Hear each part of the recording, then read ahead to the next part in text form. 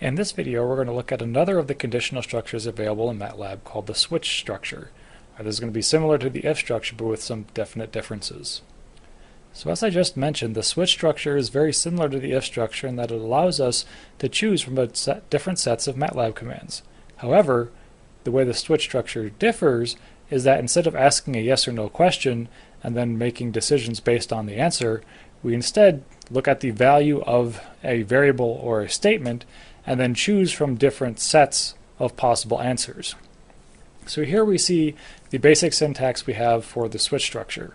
You can see that we have a new keyword called switch, and then we also have a new keyword called case and otherwise. So let's look at how this one works.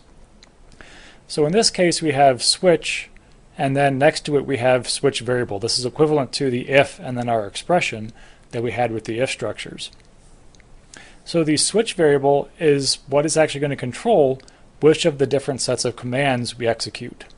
Okay, it could be a variable, it could be a constant, although it doesn't make much sense to have it be a constant, or it could be an expression as well, something that evaluates to a value. We then have a list of different cases. Okay, so those are specified by the case keyword, and next to each case we then have what we call the case expression. Okay, so what the switch statement will do is it will take the value of whatever is in the switch variable location and it will compare it against the values for each of these case expressions. If they're equal, then it will execute the MATLAB commands associated with that case. Again, we can only execute one case at a time. We also have the otherwise case, which is similar to the else. So if MATLAB goes through and looks at each of the cases and the value of the switch variable does not match any of the cases, it will then execute the commands associated with the otherwise case. And so let's talk a little bit about what you can use as your cases. Pretty much you can use any type of value you want that's available within MATLAB. For instance, you can use numbers, so you could use an integer number like case 1 and case 2, or you could use decimal numbers, so in this case 3.14159, which would be the value of pi, out to 5 decimal places. You can kind of get into some trouble if you use decimal places as your case values, because if MATLAB is doing a computation, it may do some rounding and then the values won't be exactly the same. So I would caution you against trying to use decimal numbers. You can use characters, so we could have case, the letter lowercase a, or you could have case question mark. You can have strings, so we could actually test to see whether we want to have pizza or spam as different cases. And you can use trues and falses. In this case, it's not really that useful to use trues and falses in a switch case or in a switch structure, because basically you'd probably want to be using an if structure in that case, but it is possible.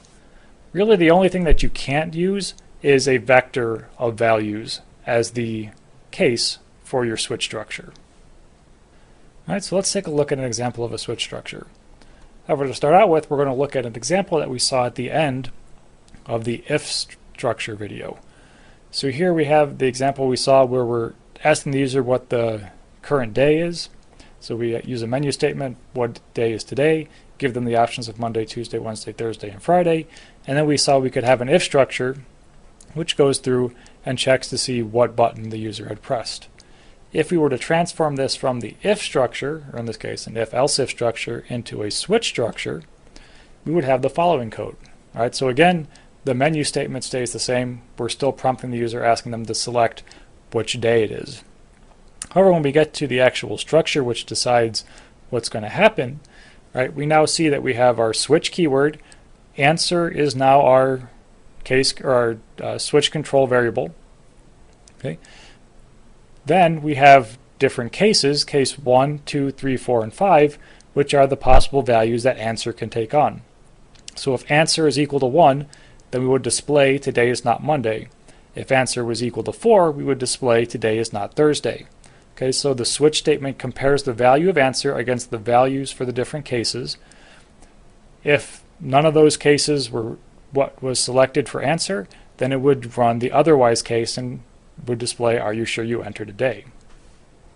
All right, so now that we've seen what the switch structure looks like, let's talk a little bit about using it. So just like with the if structure, you don't need to have an else case. With the switch structure, you don't need to have an otherwise case. You can just have your regular set of cases. However, it's generally a good idea to have an otherwise case, and let's talk about why. So let's say you have the following situation. So you're writing a code, you need to allow the user to select from 3 different sets of code you want to be able to allow them to perform. Right? So you have an input statement and you ask them to type in the value of 1 for the first set of code, 2 for the second, and 3 for the third. Right? Then you use a switch structure based on what the user typed in to select the appropriate set of code to execute. Right? If you look at that in MATLAB, it might look something like this. So you have an input statement, you ask the user to type in a value, they type in that value, it gets stored in a choice. Choice is then your switch control variable. And you have different cases based on what the value for choice is. So if the user typed in 1, you do whatever is in case 1, similarly for 2 or 3. But what happens if the user types in 5 or 10 or -2? You don't have a case to handle this, so what MATLAB would do is would simply skip over the entirety of your switch statement. So what you could do instead is, if you have that otherwise statement, then that can kind of be the catch-all for a mistake that the user might make. So in this case, if the user types in 5 or 10 or -2, it would display that is not a case, or you could have maybe an error message or something like that that pops up that tells the user, hey, you did something wrong, go back and try again. So what happens if you have multiple values that you want to have the same set of actions occur for? Well, in MATLAB, you can actually do that with the switch statement. So as an example, let's go back to that idea of picking a day of the week. Okay, and let's say in this case, the only one that's correct is case 3. All the other ones just says today is not Monday or Tuesday or Thursday. Let's say instead we wanted to have it say that today is not the correct day, or that is correct. Okay, so we could go through and change it and simply say case 1, that is not correct, case 2, that is not correct, and so on for the other cases. Then to have, so this would work if the user selected Monday, Tuesday, Thursday, or Friday, it would display that is not correct. If they selected Wednesday, then it would say that is correct. What you can do instead, though, is using the curly brackets, you can give it a set of values. So in this case, we have the set of 1, 2, 4, and 5. So if answer is equal to one of those values, 1, 2, 4, or 5, it will display that is not correct. If the answer is a value 3, so if the user selected Wednesday, it would display that is correct. And if the user had somehow managed to get a different value, maybe they closed out of the menu box or something like that, it would display, are you sure you entered a day? Okay, so simply by taking your multiple case expressions and enclosing them in the curly brackets, it would allow you to have a single case or a single set of actions that occurs for multiple cases. Okay, so the last thing we need to talk about is when you should use an if structure and versus when you should use a switch structure.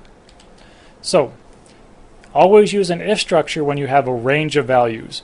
So we went, for instance, if you wanted something to occur whenever x was less than 5. Okay.